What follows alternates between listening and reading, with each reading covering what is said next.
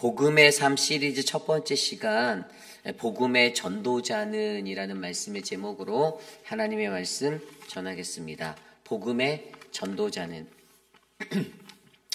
우리는 오늘부터 데살로니가 전서의 말씀을 묵상합니다. 사도 바울을 통해서 쓰여진 이 데살로니가 전서는요, 데살로니가 교회에 있는 성도들에게 AD 50년경에 쓰여진 바울의 서신서입니다.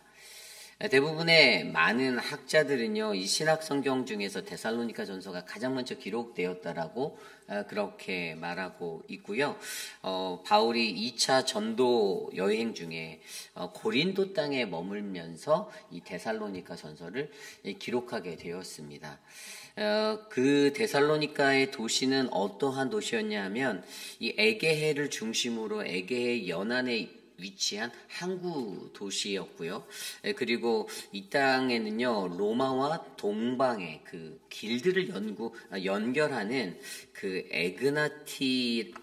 에그나티아 가도라는 그 길이 있어서 굉장히 무역적으로 상업적으로 활발하게 움직였던 그러한 도시였습니다. 굉장한 번영이 있었죠.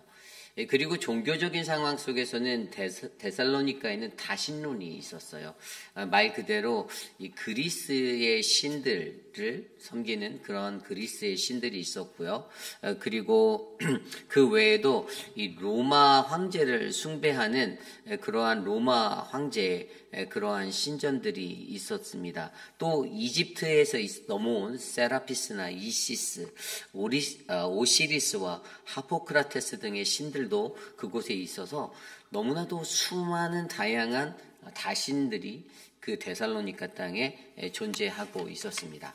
한 가지 또 우리가 먼저 이 데살로니가 전서를 읽을 때 기억해야 하는 것은 왜 바울이 데살로니가서를 쓰게 되었나, 이 편지를 왜 쓰게 되었냐라는 목적인데요.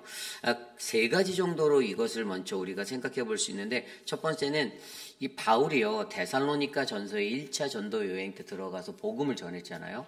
그런데 그 사도행전 17장에 보면 이 내용이 나와 있는데, 유대인들이 그들을 핍박해요.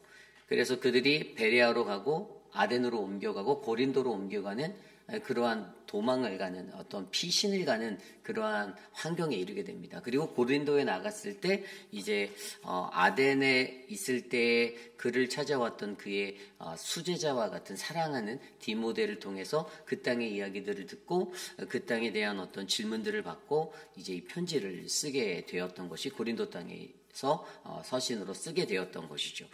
첫 번째는 유대인들에 있었던 그 핍박 때문에 자신들이 도망갔기 때문에 사람들이 저들은 도망갔어, 그래 결국 포기하고 떠나갔다라는 어떤 오해를 샀을 법한 그런 일들이 있었는데, 이들이 자신의 어떤 데살로니가 사역에 있어서 복음 전했던 것에 있어서 진실됐다, 우리는 진정성 있게 이 사역을 감당했던 사람이란 것들을 다시 한번 그들에게 호소하고 진리를 드러내기 위해서 이 서신을 썼고요.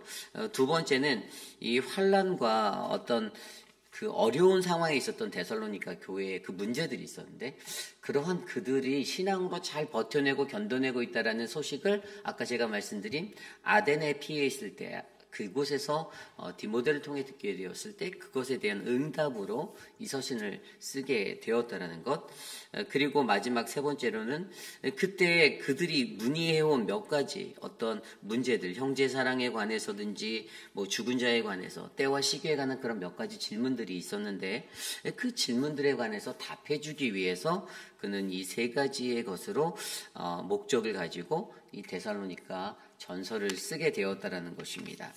어쨌든 이러한 배경 아래 데살로니가 전서와 또 후서를 우리가 앞으로 묵상하며 저는 이 복음의 삶에 관한 이야기를 나누려 합니다. 우리의 삶 속에서 우리가 하나님의 복음을 안고 살아가는데, 이 복음을 전도하고 전파하고 살아가는 우리들의 모습이 어떠한 복음의 삶이 되어야 하는지, 그래서 오늘 첫 번째 우리에게 주신 이 말씀의 시리즈의 첫 번째 제목이 바로 복음의 전도자는 이라는 이 말씀으로 하나님의 복음을 들고 나아가는 우리들은 세상 속에서 어떠한 복음의 삶의 모습으로 살아가야 하는지를 말씀을 통해 한 3가지 정도 함께 살펴보려 합니다. 오늘 우리에게 주시는 말씀, 복음의 전도자는 첫 번째 말씀은요, 복음의 전도자는 은혜와 평강의 축복을 선포해야 한다라는 것입니다. 복음의 전도자는 은혜와 평강의 축복을 선포해야 합니다. 오늘 말씀 1절입니다. 바울과 실로아노와 디모데는 하나님 아버지와 주 예수 그리스도 안에 있는 데살로니가인의 교회에 편지하노니 은혜와 평강이 너희에게 있을지어다. 아멘.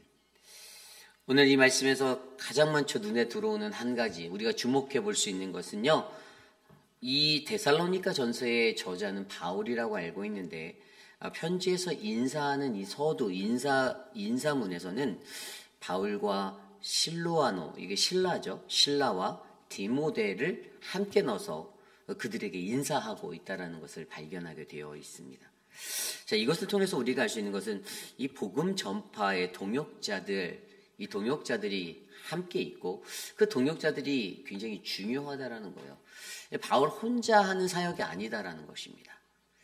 바울에게는 실로아노라는 이 실로아노는 이 신라의 로마식 표기의 이름이고요. 디모데는 저와 여러분들이 너무나도 잘 알고 있는 바울이 가장 사랑한 수제자와 같은 믿음의 동역자였습니다.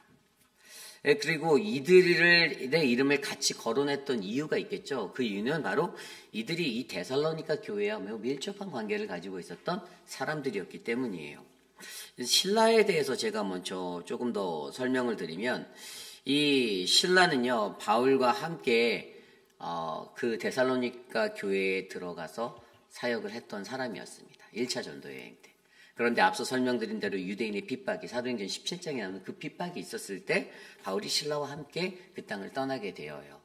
그래서 베레아로 가고 에덴으로 가고 고린도까지 가게 되는 그 여정을 함께 했던 사람이 바로 신라였습니다. 신라라는 사람은요, 이 예루살렘 도시 안에서도 그렇고요, 나중에 후대 그리스도인들 사이에서 많은 존경을 받는 그러한 지명도를 갖고 있는 사람이 되었습니다. 바울과 함께 귀한 이 고난의 사역들을 같이 하고 함께 동행하였던 믿음의 동역자가 바로 이 신라가 되었던 것이죠. 아울러 디모데는 누굽니까? 저와 여러분들이 알고 있듯이 이 디모데는요, 아버지가 헬라 사람이었어요. 그리고 어머니가 유대인이었던 유니게, 기억나십니까? 그래서 그 사이에서 태어난 이 바울이 1차 전도할 때 루스드라라는 곳에서 하나님의 그 복음을 듣고 예수 그리스도를 영접했던 회심의 사람으로 바울을 따랐던 사람입니다. 그리고 후에 2차 전도 여행 때에 이제 바울의 사역에 합류하여서 함께 움직이게 됐던 믿음의 동역자였죠.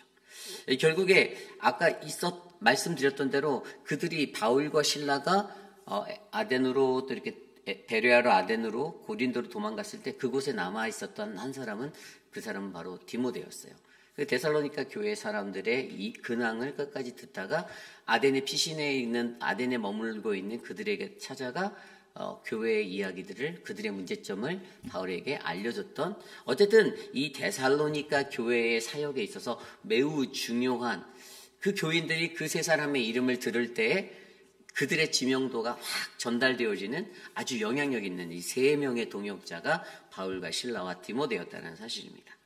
그래서 이 믿음의 동역자로 묶여진 이들, 그런데 이들이 이 관용부에서 바울의 서신이지만 어떤 것을 가장 먼저 나누었습니까?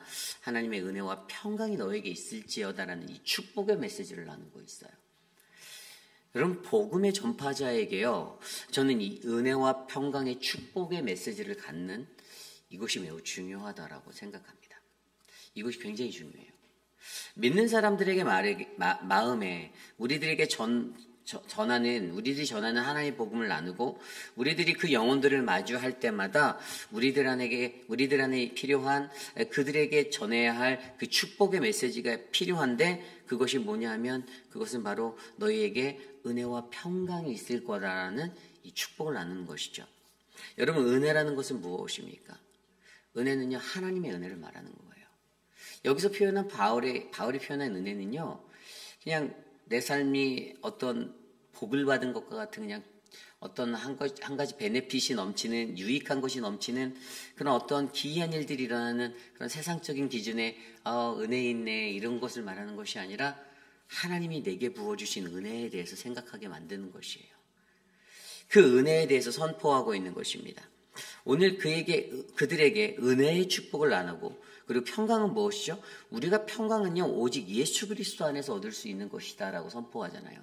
하나님의 평강, 샬롬, 예수 안에 거할 때 머물게 되는 참된 내적인 평화, 내 삶이 요동하지 않고 흔들리지 않고 좌로나 우로나 치우치지 않고 어떤 고난과 환난과 역경이 다가와도 그 속에서 내가 견고히 지켜낼 수 있는 그것을 바로 우리는 예수로부터 오는 모든 신자들에게 가득 채워져야 하는 그 평안이다라고 설명하고 있습니다. 그렇습니다. 사도 바울이 관용구적인 인사로 은혜와 평강이 너희에게 있기를 원하노라 라고 말하지만, 사실 이것은 하나님의 복음을 전하는 모든 전도자들의 마음 가운데 우리가 마주해야 할 영혼들을 향해서 선포해야 할 축복의 메시지입니다. 하나님의 은혜 속에 평안을 얻으십시오라는 이 메시지. 저는 저와 여러분들이 우리가 믿음의 복음을 전도하기 위해서 세상에 나가고 우리가 세상 가운데 거하며 우리들의 삶을 통해서 하나님의 복음을 또 다른 누군가에게 전할 때 저와 여러분들이 담고 있는 메시지는 하나님의 은혜 속에서 평안이 있기를 소망합니다라는 이 축복의 메시지가 우리가 마주하는 그 영혼들에게 전달되어질 수 있는 믿음의 사람들이 되시기를 간절히 소망합니다. 그래서 여러분, 오늘 말씀의 첫 번째 바로 복음의 전도자는 하나님의 은혜와 평강의 그 축복을 가져야 한다라는 것을 저와 여러분들이 잊지 마시고, 세상 속에서 언제나 우리가 마주하는 모든 이들에게 하나님의 이 은혜와 평강의 축복을 전파하는 우리 모두가 되시기를 간절히 소망합니다. 오늘 말씀의 두 번째, 복음의 전도자는, 두 번째 말씀은요, 복음의 전도자는 복음의 능력으로 인하여 항상 하나님께 감사 기도를 드려야 한다는 것입니다. 복음의 전도자는 복음의 능력으로 인하여 항상 하나님께 감사 기도를 드려야 한다. 오늘 말씀 2절입니다. 우리가 너희 모두로 말미암아 항상 하나님께 감사하며 기도할 때에 너희를 기억함은, 매우 중요한 구절이에요. 오늘 그들이, 복음을 전도하는 자들이 뭐라고 말합니까? 우리는 항상 하나님께 감사해, 그리고 감사 기도한다라고 이야기하고 있죠. 그런데 그 감사 기도할 때 그냥 하지 않아요. 감사 기도를 어떻게 하냐면 너희를 기억하며 기도한다라고 되어 있어요.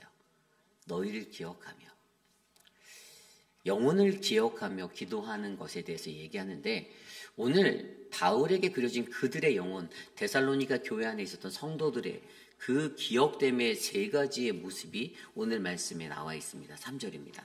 너희의 믿음의 역사와 사랑의 수고와 우리 주 예수 그리스도에 대한 소망의 인내를 우리 하나님 아버지 앞에서 끊임없이 기억한미니. 아멘. 세 가지가 보이죠. 데살로니가 교회가 가진 세 가지의 어떤 실천적인 행위들, 이 세 가지가 나와 있습니다. 첫 번째는 믿음의 역사, 헬라어로 투 에르그테스 피스테오스라는 단어예요. 이것이 뭐냐면 믿음의 역사, 믿음 가운데서 우러나온 너희들의 역사, 쉽게 말하면 너희들의 믿음의 삶이라는 거예요. 믿음과 삶.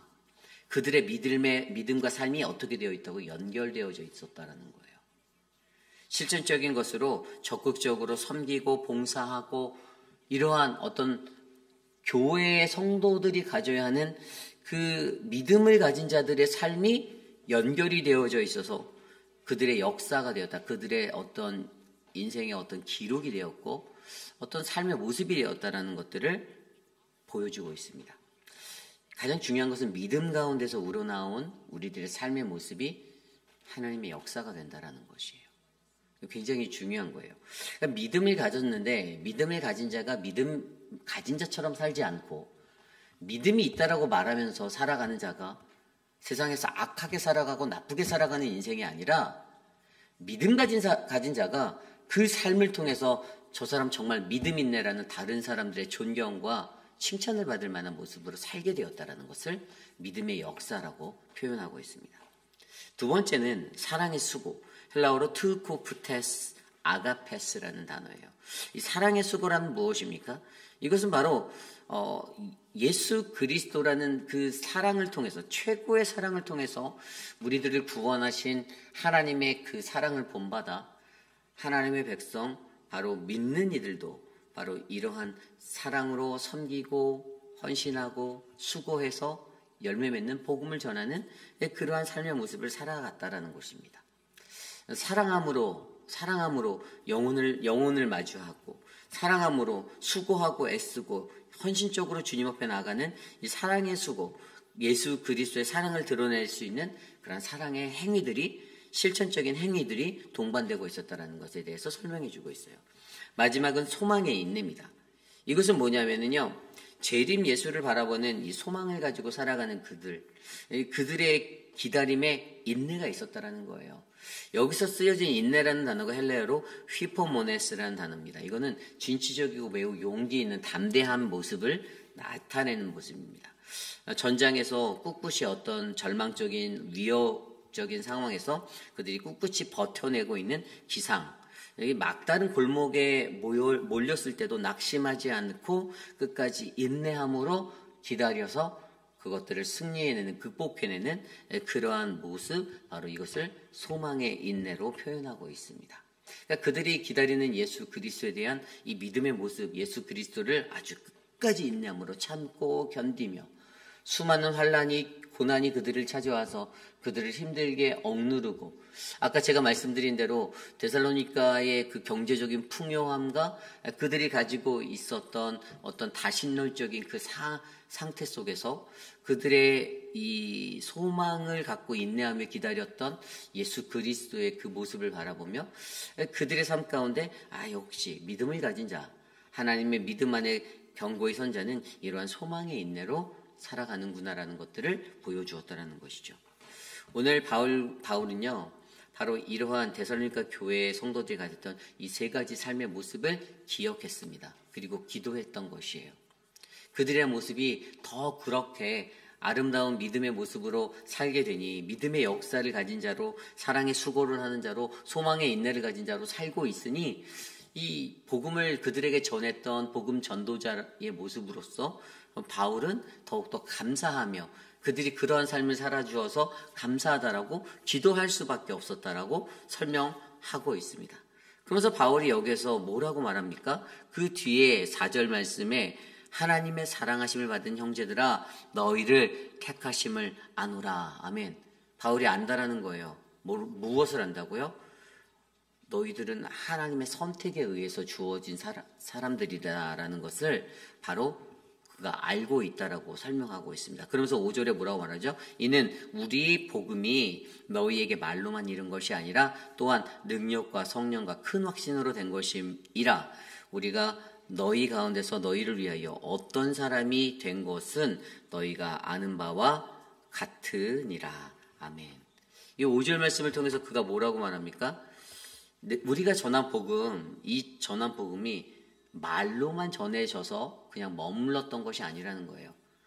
이게 사람의 말로 간 것이 아니라는 거죠. 그냥 성령의 감화 감동 없이 그냥 문자적인 말로 전해진 것이 아니라 그가 감사할 수 있었던 것은 이것이 복음의 능력이 되어서 드나미스가 쓰였죠. 성령에 의해서 푸뉴마가 쓰였어요. 그 다음에 큰 확신, 폴레로폴리아, 이거 충만이에요. 충만. 이거 충만이라는 헬라어 단어인데 큰 확신이라고 했어요. 그러니까 성령 충만한 거예요. 아주 충만해진 거예요. 이 복음의 메시지를 듣고 그들이 그냥 말로만 듣고 한 귀로 들어갔다가 한 귀로 흘러간 인생이 된 게 아니라 그들이 그 복음의 메시지를 들었을 때 그들에게 능력이 되고 성령님의 그 성령이 되고 그리고 큰 확신에 이르는 충만이 되어서 그들 안에 내주하게 되었더니 앞서 말씀드린 그들의 삶의 믿음의 삶이 행위적으로 실천적으로 변화되어지고 하나님이 보시기에 가장 아름다운 감사의 모습으로 드려질 수 있을 정도로 그들이 변화되며 나아가는 것들을 그들이 보게 되었다는 것이죠. 결국에 오늘 말씀을 통해서 우리에게 주고자 하는 은혜가 무엇입니까? 이 복음의 전도자들은 복음의 능력 주심에 항상 하나님께 감사하는 기도를 드려야 한다는 거예요. 사도 바울이 하나님의 복음을 전했던 것이 그의 말로만 전했다는 것이 아니라 바울은 그 속에서 역사한 하나님의 복음의 능력, 성령, 이 충만함이라는 큰 확신을 바라보았고 그것들이 그들의 마음 가운데서 역사하는 것들을 보게 된 것이에요. 그래서 바울은 그것을 감사하는 거예요. 하나님, 내가 복음을 전할 수 있는 주의 전도자로 주님이 세워주셨는데 이 복음의 능력이 내게 있게 하여 주셔서 감사합니다. 그래서 저들의 삶이 믿음의 역사가 되고 사랑의 수고가 되고 소망의 인내가 되게 하시니 감사합니다. 저들에게 나의 말이 아니라 나를 통해 전하는 그 말이 하나님의 능력으로 성령으로 충만함으로 전달되게 해주셔서 감사합니다라는 이 영적 원리를 복음의 전도자가 전한 메시지의 복음의 이 영적 원리를 발견하고 그것에 대해서 감사하는 기도를 드렸다라는 사실들을 저와 여러분들이 바라보시고 우리가 세상 가운데 나가서 복음을 전할 때에도 우리의 삶 가운데 하나님의 능력이 성령이 이 큰 확신이 바로 우리 안에 가득하여 저들의 삶이 믿음과 삶이 연결되어지는 삶이 되도록 기도해 주시기를 간절히 축복합니다. 이것이 오늘 말씀의 두 번째 바로 복음의 전도자는 복음의 능력 주심에 항상 하나님께 감사하는 기도를 드려야 한다입니다. 오늘 마지막으로 복음의 전도자는 영적 열매를 바라보며 기뻐해야 한다는 것입니다. 복음의 전도자는 영적 열매를 바라보며 기뻐해야 한다. 오늘 말씀 6절 이후의 말씀에 또 너희는 많은 환난 가운데서 성령의 기쁨으로 말씀을 받아 우리와 주를 본받은 자가 되었으니 아멘. 6절 말씀에 복음의 전도자와 예수 그리스도를 본받은 자가 된 데살로니가 교인들의 모습을 선포하고 있습니다. 그런데 그들이 어떻게 이렇게 복음 전도자나 예수를 본받을 수 있었나? 그 핵심이 아까 좀 전에 읽은 6절 9절의 핵심이 성령이 주시는 기쁨으로라고 되어져 있어요. 성령이 주시는 기쁨으로. 그들이 예수를 본받는 자가 되고 복음을 전했던 전도자들, 목회자들 같은 그들을 본받는 믿음의 삶으로 갈 수 있었던 그 한 가지 키워드는 바로 성령이 주시는 기쁨으로 말씀을 받는 그 은혜가 그들의 삶에 있었던 거예요.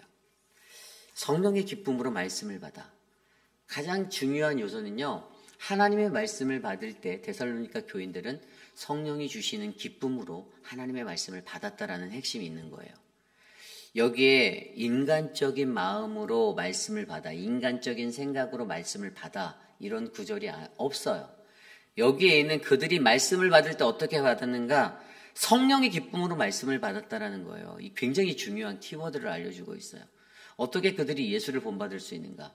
어떻게 그들이 정말 좋은 믿음의 사람이 될 수 있는 그 복음의 사람이 될 수 있는가의 핵심은 성령의 기쁨으로 말씀을 받는다라는 핵심을 보여주고 있는 것이죠. 그렇게 말씀 받은 자들이 어떻게 되었다고 설명하니까 7절에 보면 너희가 마게도냐와 아가야에 있는 모든 믿는 자의 본이 되었다. 아멘. 저는 저희 교회에 말씀을 받는 모든 분들이 바로 성령의 기쁨으로 말씀을 받아 어디서든지 모든 이들에게 본이 되고 소문나는 그런 믿음의 사람이 되시기를 소망합니다. 데살로니가 교인들이 그렇게 되었다라고 하고 있어요.